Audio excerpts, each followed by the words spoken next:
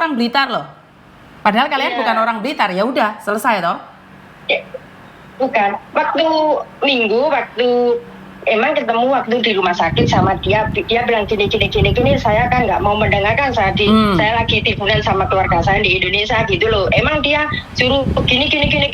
Saya sendiri nggak mau mendengarkan dia. Yang penting keluarga saya, kakak saya sehat, cuma gitu. Nah, ujung-ujungnya dia udah telepon sama Miss Yuni gitu loh. Bukan, kalau saya pribadi nih menilai niat dia baik. Cuman infonya kurang tepat karena tidak seharusnya dia yang menginfokan. Ya. Jadi di situ dia juga minta doa kok. Di situ dia minta doa loh. Jadi kalau menurut pendapat saya nih, keluargamu ini lagi keseripahan. Ya udah, biarkan orang mau ngomong apa. Di situ katanya infonya kan nggak benar. Ya udah. Sekali lagi saya juga bilang nih, jangan sampai seperti ular yang gelibet sama gergaji.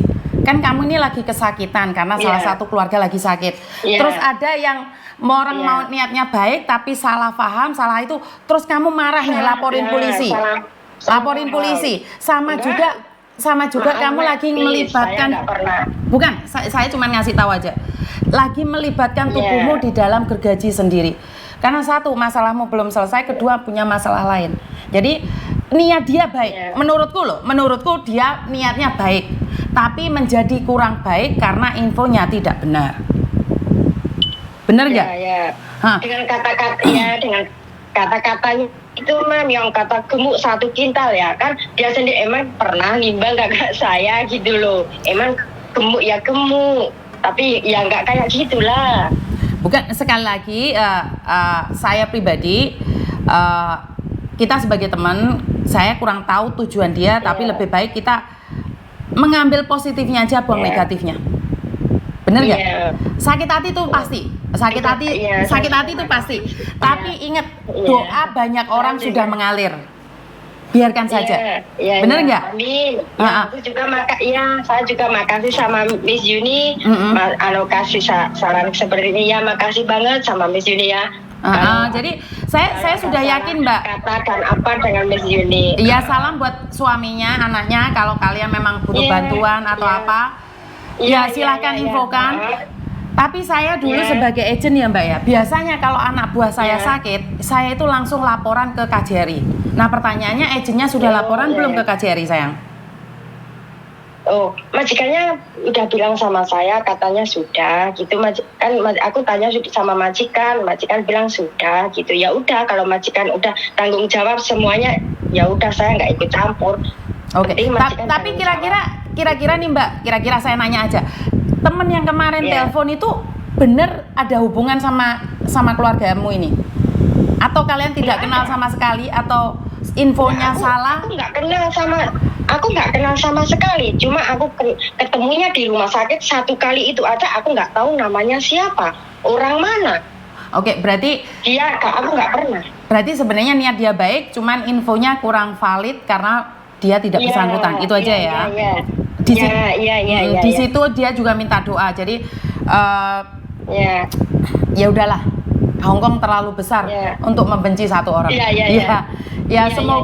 Semoga dengan dia telepon ini banyak teman-teman yang lebih banyak mendoakan. Ingat, saya selalu bilang, doa 1 orang tidak diijabahi masihan sama Tuhan.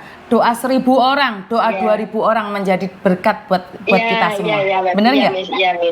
Jadi diambil positifnya, dibuang negatifnya ya. Ambil hikmahnya aja. Oke, siap. Salam buat anaknya, salam buat bapaknya juga. Sama-sama, sama-sama Miss. Terima kasih. Assalamualaikum. Waalaikumsalam. Oke, nah ini teman-teman, niat baik menjadi salah. Masih ingat kemarin ada mbaknya yang bawa temennya pulang ke rumah majikan, niatnya baik, tapi menjadi tidak baik saat itu salah. Menolong orang itu benar. Tapi ingat, jangan sampai membunuh dirimu sendiri. Menolong orang itu benar. Saya masih ingat status saya. Status saya mengatakan satu hal. Baik sama orang boleh, tapi jangan sampai terlalu percaya. Ingat, musuh terbesarmu adalah orang yang pernah kamu tolong, tapi kini dia menjadi pengkhianat. Dan jangan pernah mau menolong orang sementara kamu sendiri tidak tahu apa yang terjadi. Kenyataannya kemarin saya sudah bengok-bengok, ternyata part-time di hotel. Ya saya tidak menyalahkan kalian, niat baik. Ya kita ambil positifnya aja, niat kita baik, mau jadinya seperti apa nggak apa-apa. Tapi sekali lagi, biar tidak timbul fitnah, terus dilaporkan polisi, pencemaran nama baik, ya itu boleh. Tapi untuk sebuah pencemaran nama baik, kita spend time terlalu banyak sekali. Sementara waktu kita bukan hanya ngurusi sidang dan sidang. Sidang sama majikan aja bikin ruwet, apalagi sesama pekerja migran. Jadi sekali lagi buat teman-teman, jika infonya tidak valid dan kalian tidak tahu kebenarannya, jangan pernah memberikan info. Lebih baik diredam dulu. Jadi karena saya selalu bilang, masih ingat ada seorang suami yang mencari istrinya. Saya mintain surat kawin, surat nikah. Karena saya sudah sering diperangkap sama sindikat, dia bilang mencari istrinya. Setelah saya bisa menemukan istrinya, ternyata dia garangan.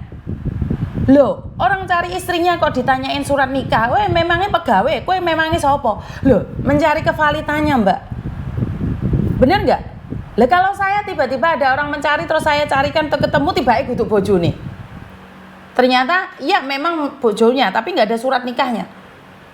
Apa yang akan terjadi? Jadi saya minta maaf buat teman-teman, jika kalian memberikan informasi yang masih menurut kalian tidak benar, jangan diinfokan saya, karena saya lebih sering live-nya daripada saya ngobrol secara pribadi. Saya lebih sering live dibandingkan ngobrol secara pribadi. Jadi buat teman-teman, jangan memberikan informasi yang bikin orang selegenje ya. Nggak usah baper Mbak, mungkin niatnya baik, kita di sini sakit jauh dari keluarga, orang keluarga rasanya nggak bisa dibayangkan.